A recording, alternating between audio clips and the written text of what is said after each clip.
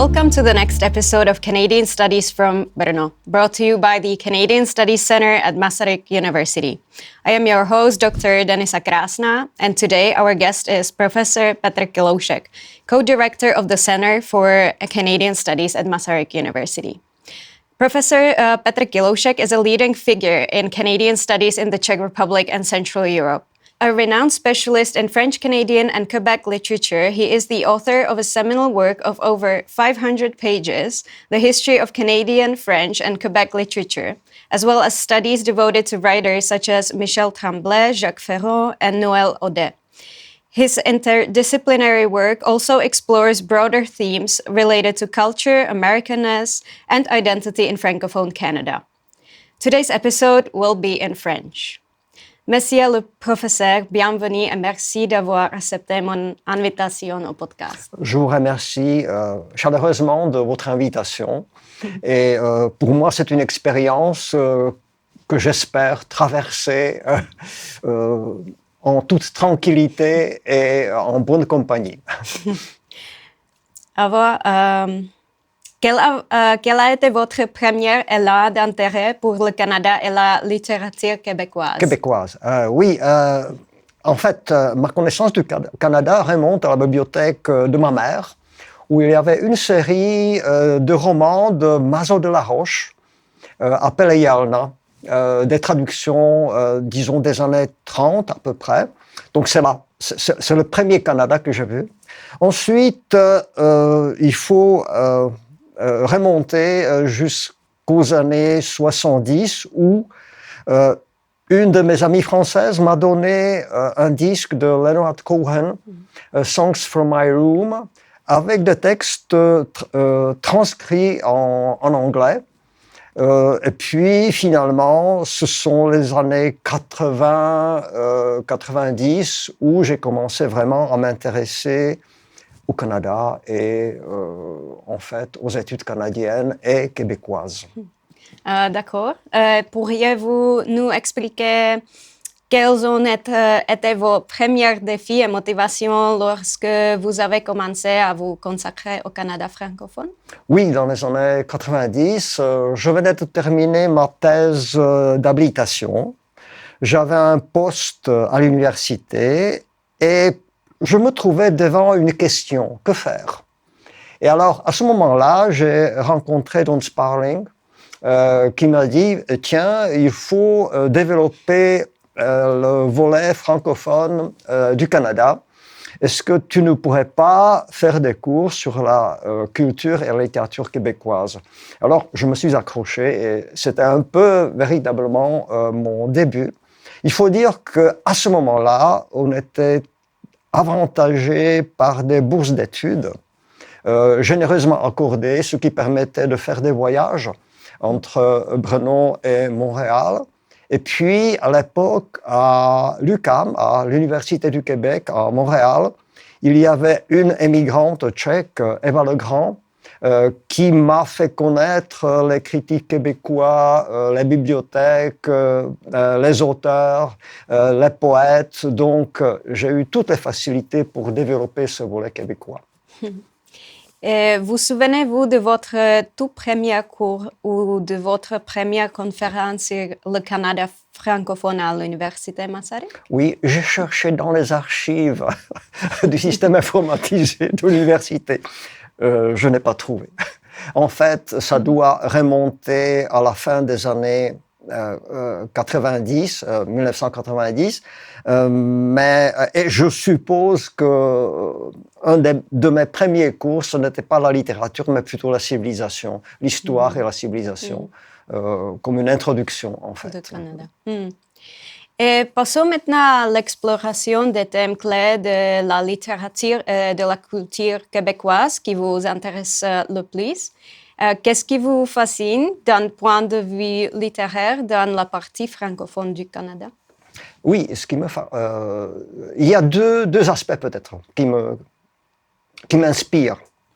La première chose, c'est la qualité de cette littérature-là, la différence d'avec la littérature française d'Europe. Ensuite, le fait que quand on suit l'histoire de la littérature québécoise, on s'aperçoit que c'est presque un laboratoire. C'est une de ces littératures qui change de canon littéraire à chaque génération. Et c'est vraiment une des particularités qui permet de dire que la littérature québécoise ressemble à une espèce de laboratoire littéraire. C'est-à-dire, notamment à partir des années 1960, vous avez tous les 20 ans des mouvements nouveaux qui commencent à dominer et qui, au bout de 20 ans, cèdent la place à d'autres mouvements, à d'autres vagues. Je ne sais pas si c'est le cas de la littérature anglophone, mais dans la littérature canadienne, française et québécoise, c'est le cas. Le titre de votre ouvrage monumental, Histoire de la littérature canadienne, française et québécoise, distingue entre Québec et Canada français. Pourtant, pour la plupart des Tchèques, ces deux termes semblent synonymes.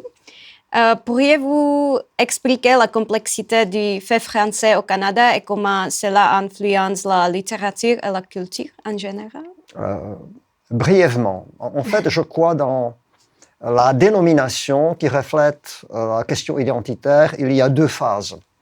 Mettons la première phase identitaire qui s'arrête dans les années 1970 et notamment après la loi sur la langue du Québec, c'est-à-dire la fameuse loi controversée 101. Il y a donc la première phase, et dans cette première phase, l'identité canadienne, française se voit plutôt en réseau. Elle est finalement panaméricaine. Les francophones de l'Amérique se voyaient comme une minorité submergée par la mer anglophone, mais ils se tenaient à distance comme un réseau. Qui avait un centre, disons, au Québec, mais qui avait, des communautés en Alberta, en Saskatchewan, mais aussi en Oregon, en Californie, en Louisiane.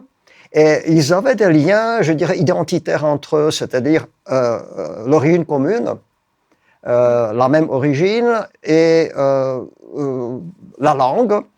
Et puis, jusqu'à un certain moment, pendant un certain temps, la religion catholique. C'était, le bastion identitaire. Mais la situation change progressivement, notamment avec la Révolution tranquille, et la loi 101 de 1977 change complètement les données identitaires. C'est-à-dire, c'est la territorialisation de l'identité québécoise dans les frontières du Québec. Et le changement de l'identité québécoise qui dit que tous ceux qui vivent sur le territoire du Québec sont des Québécois, qu'ils parlent Innu, Aïmoun, ou qu'ils parlent anglais, ou qu'ils parlent yiddish ou autre chose. C'est-à-dire, c'est ce changement intégraliste qui change complètement les données. Et le Québécois, désormais, a, cette dénomination est complètement différente. Ce qui fait que le reste du Canada et les États, donc les communautés américaines, commencent à se séparer. C'est là l'origine de cette séparation de la littérature ontarienne, de la littérature manitobaine, etc., etc. Donc, c'est complètement une autre image, un autre paysage, je dirais, littéraire, communautaire, malgré les parentés. Je ne sais pas si c'est clair, mais ça se voit très bien dans le fait que les Québécois eux-mêmes dénomment leur littérature québécoise, où le mot français disparaît complètement. Parce que pour les Québécois, il s'agit aussi de se séparer de la France. On parle toujours de l'anglophonie et de l'anglais comme le grand ennemi des Québécois, mais un grand problème québécois, c'était aussi cette dépendance vis-à-vis de la France. D'accord. Et on a tendance à ne pas voir cela. D'accord. Dans votre livre, vous retracez l'évolution historique de la littérature francophone au Canada. Comment caractérisez-vous les grandes phases de ce développement? Enfin, on ne peut pas éviter l'histoire, bien sûr. Donc, mais tout bonnement, je respecte, les grandes phases historiques telles qu'elles se sont formées dans le passé. Mais ce que j'ai voulu faire dans ce livre, en fait, c'est de montrer cette dépendance ou ce lien plutôt entre l'histoire, la culture, les institutions culturelles et dès le début aussi le problème de la langue, parce que c'est une des questions qui traverse en quelque sorte l'histoire du Canada et du Canada français et du Québec. Voilà, c'est à peu près ce que j'ai tenté de faire. Et j'ai insisté un peu sur ce point-là. C'est pour ça que le livre est peut-être plus gros qu'il ne faudrait. Et quels éléments voyez-vous comme communs aux littératures et cultures francophones et anglophones du Canada? Et quels aspects relèvent plutôt spécifiquement de la littérature canadienne francophone? Oui. En fait, je ne suis pas compétent pour la littérature anglophone. Il faut bien le dire. Je vais juste me référer à quelque chose que j'ai trouvé chez Janet Patterson, une critique torontoise, qui a traité la problématique de l'immigration italienne en littérature anglophone. Et son avis, que j'ai trouvé aussi chez Alessandra Ferraro, justement sur la littérature italo-québécoise, c'est que la différence de l'attitude, je dirais, de la critique littéraire anglophone vis-à-vis de la critique, vis-à-vis de la différence, vis-à-vis de l'immigration, c'est une intégration rapide par genre. On regarde beaucoup moins, la communauté elle-même. On constate que c'est un auteur d'origine italienne, immigré, etc., mais sans qu'il y ait, dans la critique littéraire, un chapitre à part, consacré aux Italo-ontariens, aux Italo-canadiens, etc. Alors que une des particularités de l'attitude, je dirais, du public et de la critique québécoise, c'est, une attitude liée à cette situation minoritaire qui est défensive, qui cherche les limites de la communauté, mais qui respecte aussi, et qui défend les limites de la communauté, mais qui respecte aussi les limites des autres. Ce qui fait que, en littérature québécoise, vous avez un groupe qu'on appelle auteurs italo-québécois, auteurs haïtiens, qui sont très forts. Et ce n'est que progressivement que ces auteurs-là sont intégrés entièrement en littérature. La même chose, ça a duré longtemps. C'était l'intégration des auteurs qui ont commencé à écrire en yiddish et qu'on traduit maintenant en français. C'est aussi la situation de l'intégration des auteurs anglophones québécois, comme Mordecai Richler, comme Leonard Cohen, Mavis Gallant, etc. Et mon expérience personnelle, c'est que cette intégration progressive liée à la territorialisation suite à la loi 101, c'est que progressivement, dans la librairie, on ne sépare plus la littérature canadienne et la littérature québécoise, et que dans le rayonnage québécois, vous voyez intégralement les auteurs anglophones qui sont intégrés. Et la dernière histoire de la littérature québécoise que nous avons dans notre bibliothèque a un chapitre, les auteurs anglophones du Québec.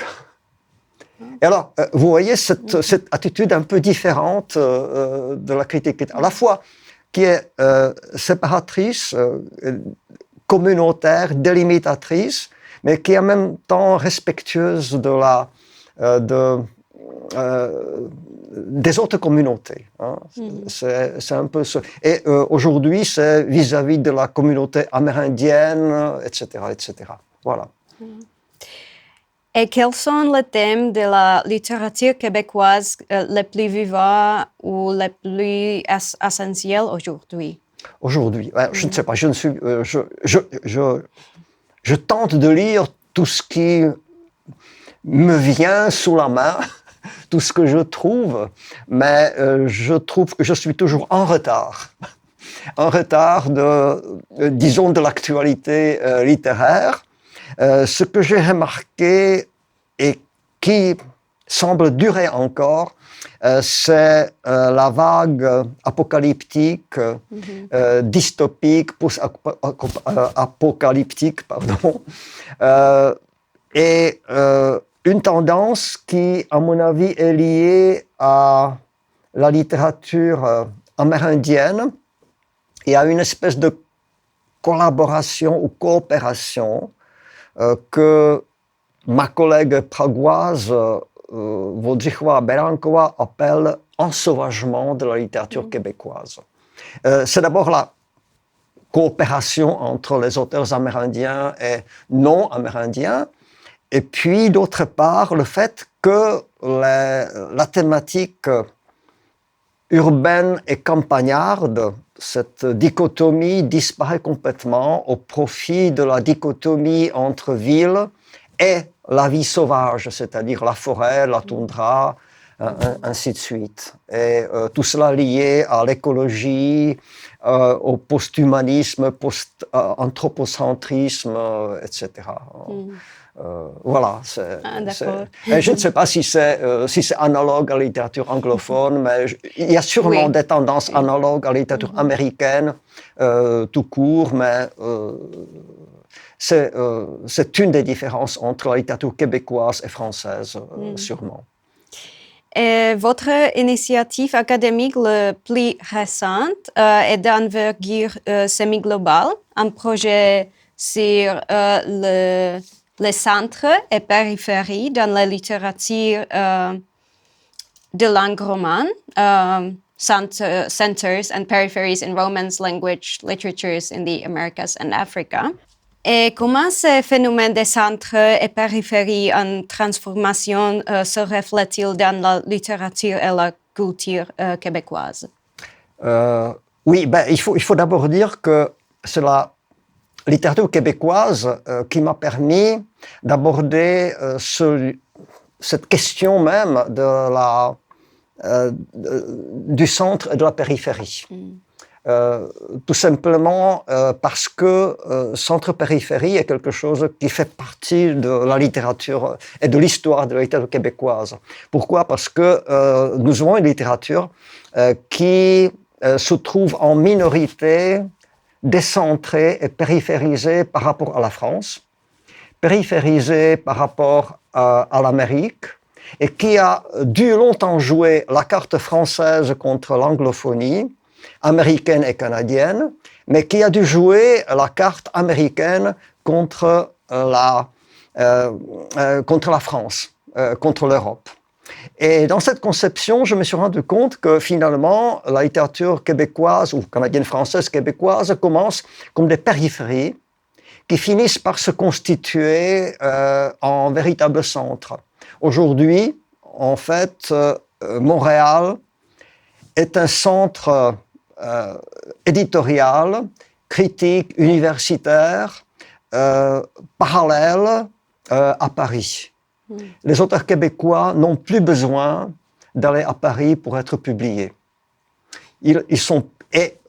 Ceci est vrai aussi pour les auteurs du Maghreb, de l'Afrique équatoriale, du Chili, de la Chine. En fait, c'est la vague de la littérature migrante qui arrive à Montréal et qui trouve l'occasion de la publication. Et le marché québécois est relativement important. Il est à peu près aussi grand que le marché tchèque, Mais il y a un autre débouché, ce sont les traductions en anglais et c'est le marché américain qui est ouvert. Sinon, ce livre-là concerne aussi les autres langues romanes. Et l'idée générale, c'est en réalité le fait que l'Europe, à un moment donné, a exporté sa civilisation et sa culture un peu partout, dans des conditions différentes, et que maintenant, ces régions-là,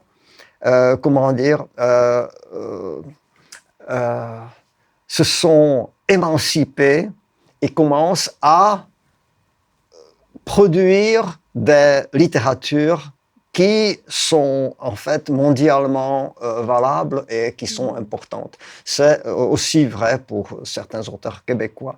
Et puis un autre moment qui m'a beaucoup inspiré, c'est cette variété et la différence entre le marché et la situation hispanophone, lusophone, les différences entre la centralité du marché francophone et son éclatement en plusieurs zones, etc. Ce sont des questions très importantes. Et il y a autre chose qui m'a beaucoup intéressé et dont je n'ai pas parlé au début, c'est la grande ressemblance entre la situation tchèque au 19e, 20e siècle. Parce que la culture tchèque a aussi été une culture périphérique. Et une culture qui a réussi en un siècle à s'établir comme une littérature connue. Pensons à Hašek, pensons à Čapek, pensons à Kundera, etc. Et c'est exactement la même démarche que dans la culture québécoise, cette dépériphérisation, cette autonomisation, la création des institutions du marché, etc. Et dans la version tchèque, j'ai des chapitres justement sur la situation tchèque, juste pour comparer cette problématique-là. Ah, d'accord, très intéressant. Et la littérature québécoise est-elle bien représentée en tchèque? Ou comment percevez-vous sa réception chez nous et en Europe centrale? Je ne le pense pas. Elle est représentée. Le côté positif, c'est que si vous regardez le web e-literatura, on voit la séparation. La littérature québécoise apparaît sous, je crois, la rubrique livre, mais n'est pas confondue avec la littérature française. Donc, il y a cette séparation-là et cette identité distincte qui est respectée en partie. Mais si nous regardons le marché éditorial et ce qui est traduit de la littérature québécoise, on voit que le marché tchèque est toujours très lié au marché français. Et pratiquement, les auteurs québécois sont filtrés par le marché français, ce qui fait que, par exemple, Christian Guépoliquin, Le poids de la neige, a eu du succès en France, et du fait, il a été traduit en tchèque. Mais pas le premier volume de la trilogie, ni le troisième volume de la trilogie. Ça, c'est le deuxième volume d'une trilogie dystopique dont les auteurs n'ont justement qu'un volume, par exemple. Voilà. Mais sinon, je pense quand même, il y a des traductions et la littérature québécoise et canadienne-française n'est pas noyée complètement dans la conscience qu'en a le public tchèque. Et pourquoi vous a-t-il semblé important d'enseigner le Canada francophone aux Québécoises dans le contexte universitaire tchèque? Parce que l'université doit s'intéresser à ces choses-là. Oui. Tout simplement, ce sont des questions importantes. Oui. Notamment dans les facultés de lettres, la diversité est quelque chose qui doit intéresser les étudiants. Ce sont justement les spécificités des différentes cultures dont la littérature auquel les étudiants doivent avoir accès. Bon, c'est notre service des enseignants de leur proposer des choses de la sorte. C'est à eux de les développer ensuite. Voilà. Et le Canada, c'est un pays extrêmement intéressant, extrêmement varié, diversifié, et il permet justement d'étudier différents problèmes, ne serait-ce que sur le plan identitaire, sur le plan des conflits. Le Canada est un pays qui sait résoudre des conflits, quels qu'ils soient. Hein. Je ne sais pas, vous avez peut-être la même connaissance. Lorsqu'il y a des conflits, les Canadiens savent introduire le dialogue et essayer de préserver le dialogue. C'est vrai.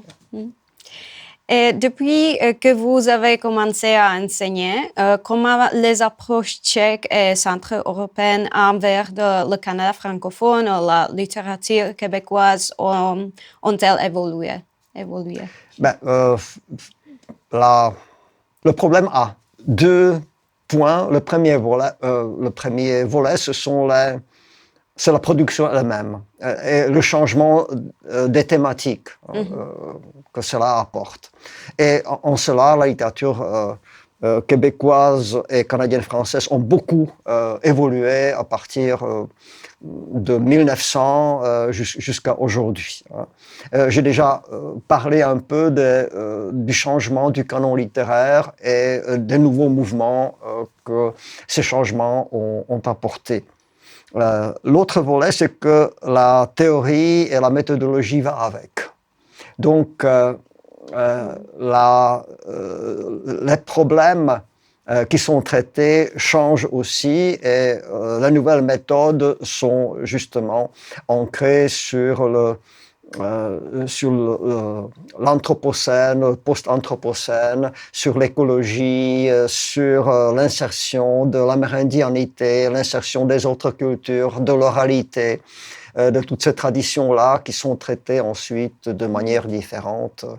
Et ce qui est aussi le cas de la littérature québécoise, mais aussi de la littérature écrite en français, c'est maintenant l'horizon des autres cultures, c'est-à-dire le plurilinguisme, les identités, les problèmes identitaires qui, de communautaires, commencent à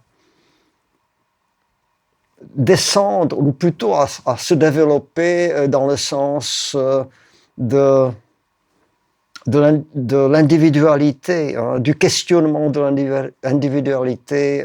Et il y a certaines approches, notamment introduites non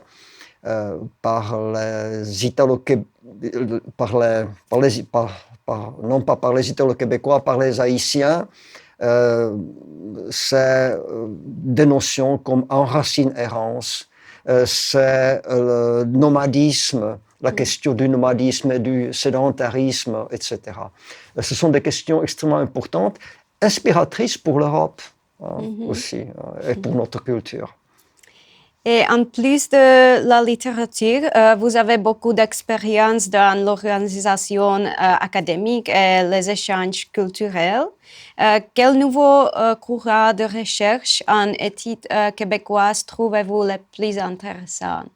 Je pense que je viens de le dire. J'ai parlé de la littérature amérindienne, qui est une nouvelle vague, de l'ensauvagement de cette littérature québécoise. Il y a aussi ce courant dystopique du post-anthropocène. Oui, je pense que cela pourra intéresser les étudiants et les chercheurs. Et que recommanderiez-vous aux jeunes chercheurs qui souhaiteraient travailler sur le Canada francophone ou littérature québécoise? Quels sujets sont encore peu explorés et d'où pourraient émerger de nouveaux projets? Mes nouveaux projets, je ne sais pas. Je crois que je n'en ai pas pour le moment qui seraient bien délimités. il y a une voie, il y a une idée que je n'ose pas encore trop formuler. En fait, l'idée qui vient des questions identitaires. Des questions identitaires, la littérature se développe le plus souvent comme une littérature du moi, du je, de plus en plus. Le moi qui est de plus en plus questionné. Mais le moi est aussi un produit fabriqué par la littérature et par la société. Et quand on regarde l'évolution du moi, de la conception du moi, de la liberté créatrice, on peut se poser certaines questions qui sont à la fois anthropologiques et philosophiques, mais qui pourraient être examinées aussi dans les textes littéraires. Et je pense que si jamais quelqu'un ose travailler cette question-là, ce serait peut-être intéressant de voir, notamment dans le contexte canadien, quelles seraient les différences entre les auteurs de différentes origines. Les auteurs, justement dans la mosaïque canadienne, des Amérindiens de différentes origines, des différentes origines ethniques, des immigrés, des sédentaires.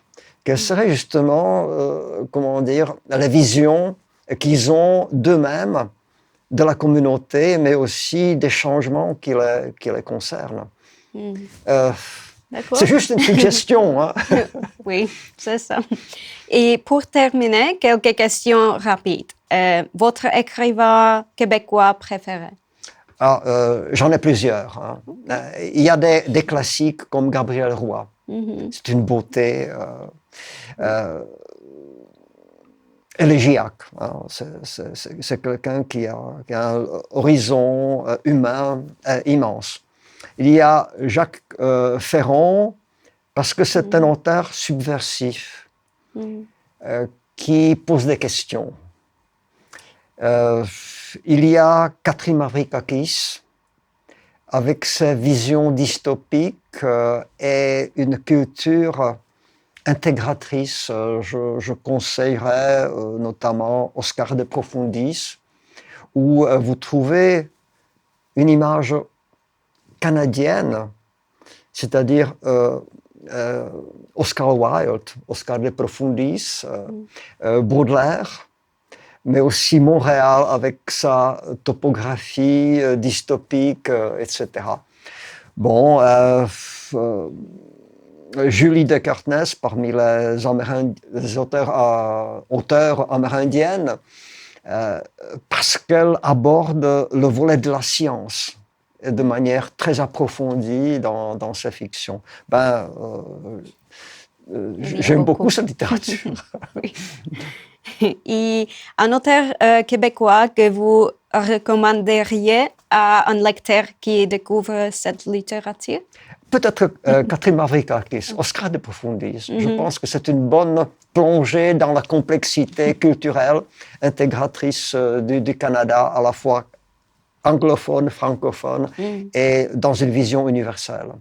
OK. Et votre ville ou lieu canadien préféré? La ville préférée, c'est Montréal. Montréal, oui. Montréal, notamment Montréal au printemps.